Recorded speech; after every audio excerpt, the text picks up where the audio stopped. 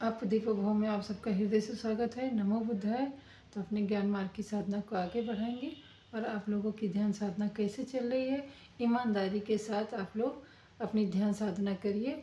और हो सके जितना भी आपको समय, आपके पास समय हो, अपना दैनिक सारा कार्य करने के बाद उसमें आप 5 मिनट का इजाफा करते जाइए अपनी ध्यान साधना में।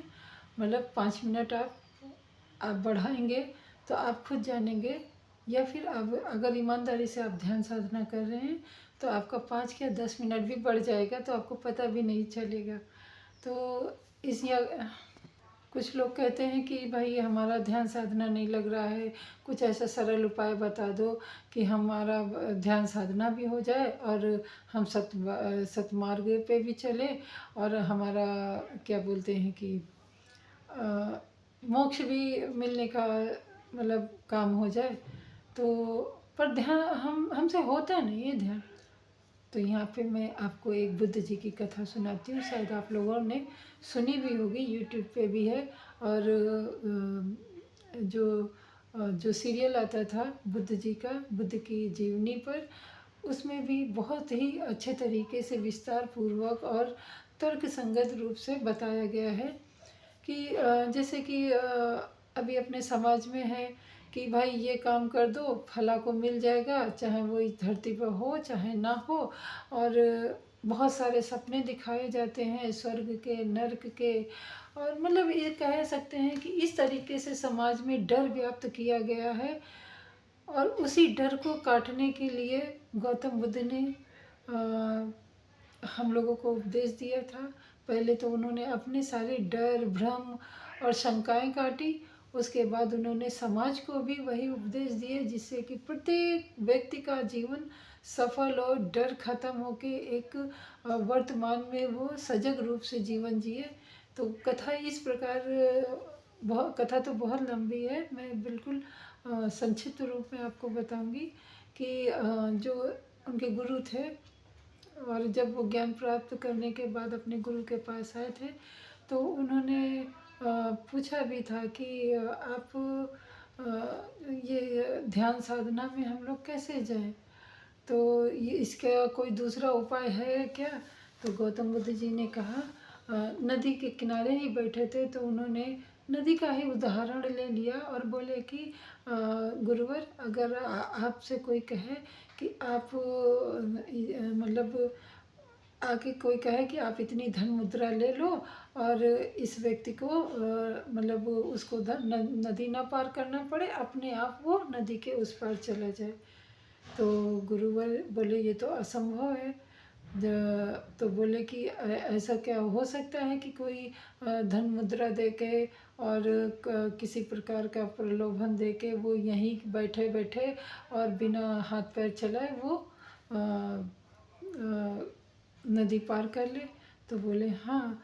और क्या ऐसा हो सकता है कि नदी पार करने के लिए कोई साधन ले, जैसे नाव है या फिर किसी चीज़ का सहारा है।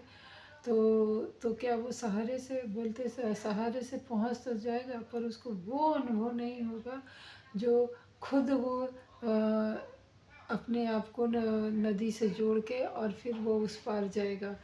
कहने का मतलब है कि जब तक आप स्वयं उस नदी को पार करने की इच्छा नहीं जागृत करोगे, आप स्वयं इस पार से कोई भी साधन लो, चाहे तो आप किसी रस्सी का लो, किसी नाव का लो, या फिर और भी आप किसी तरीके का साधन, जैसे अभी तो आजकल ब्रिज भी हो गए।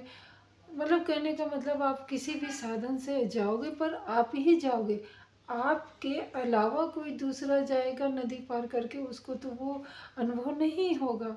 तो कहने का मतलब है, हम अगर बैठे बैठे सोचते रहें कि अरे हमें मोक्ष मिल जाए, अरे हमें हमारे सारे इस शरीर के दुख दर्द दूर हो जाए, हम इस शरीर के अंदर झांक लें कि क्या है। अरे भाई मेरे, ध्यान साधना किए हुए अनुभव नहीं होगा, अनुभूतियाँ नहीं होंगी, तो कैसे आप अपने आप को जानोगे। तो ध्यान साधना किए बिना आप सत्य का यथार्थ रूप से यथार्थ रूप से आप जी नहीं पाओगे सत्य को, या स्वाद नहीं ले पाओगे उस सत्य का। आपके द्वारा आपने आप चाहे जितने भी धनी हो, चाहे जितने भी गरीब हो, आपको ही वो अनुभव लेके आपको मोक्ष मिलेगा। शायद मैं उतने अच्छे तरीके से नहीं समझा पा रही हूँ, पर गुरु जी बहुत अच्छे तरीके से समझा लेते हैं।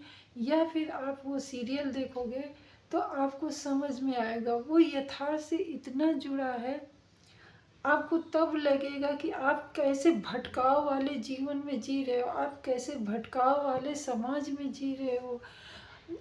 ऐसा समाज है जहाँ डर ही डर व्याप्त है, जहाँ शंका ही शंका व्याप्त है। परंतु जब आप ध्यान साधना में होके बुद्ध को जानेंगे तो आपकी वो दिव्य दृष्टि खुल जाएगी। आप खुद अपने आप को किसी योगी, किसी महात्मा, किसी ध्यान पुरुष के कम नहीं समझोगे, और उस समय आप खुद जानोगे कि हम अब तक इस संसार में जी रहे थे। तो ये मेरा अनुभव है। पहले वाले संसार में भी कैसे मैं जी रही थी डर डर के, आज ये वार है तो ये ना करो, आज वो दिन है तो वो ना करो, आज अष्टमी है, आज नवमी है, आज ये व्रत करो, आज नाखून ना काटो, आज बाल ना काटो, आज ये ना, मतलब अब मैं सोचती हूँ वो जीवन मैंने कैसे जिया। क्योंकि जब आप किसी बंधनों को पकड़ लेते हो और उस बंधन को ही आप समझ लेते हो कि ये समझ, इसके अलावा कुछ है ही नहीं, तो अभी आपको उस बंधन में आनंद मिलने लगता है। और जब उस बंधन में आनंद मिलने लगता है तब आप तर्क नहीं करते हो, और जब आप तर्क नहीं करते हो तब आप गुलाम हो जाते हो, अपनी ही मानसिकता के गुलाम हो जाते हो जो समाज ने थोप रखी है, जिसको विद्वानों ने कुप्रथाएं कही हैं। तो मैं तो नहीं कहूँगी कुप्रथाएं, भाई वो प्रथाएं हैं उनको अच्छी लग रही, परंतु हमारा काम है जगाने का। आप जग जाओ, आप जग गए तो जगत जग जाएगा, आप जग गए तो अपने आसपास के समाज को जगा सकोगे। तो यहाँ पे मैं किसी को कुछ नहीं कहूँगी, उनके अनुभव उनके अनुसार उनके अच्छे हैं, परंतु मेरा अनुभव मेरे लिए अच्छा है, मेरी आंखें खुल गई हैं, इससे अच्छा और क्या होगा। तो वो आप लोगों से भी प्रार्थना है, आप लोग ध्यान साधना करें, बुद्ध को जितना हो सके जाने। जितना आप जानोगे उतने आपको रतन मिलते जाएंगे, और आपको इस समाज का आईना दिखने लगेगा असली, कि इस समाज में क्या चल रहा था और कैसे हम जी रहे थे। तो मैं ज़्यादा बोल गई हूँ, तो अब मैं अपनी बॉडी को यहीं पे विराम देती हूँ और मिलती हूँ अगले वीडियो में। तब तक के लिए नमो बुद्ध है, मंगल हो आपका भी, हमारा भी, और सृष्टि के समस्त प्राणीजनों का। सृष्टि के समस्त प्राणीजन अपनी मन की आंखों से इस संसार को देखे, देखो कितना सुंदर लगता है। भवतु सब मंगलम।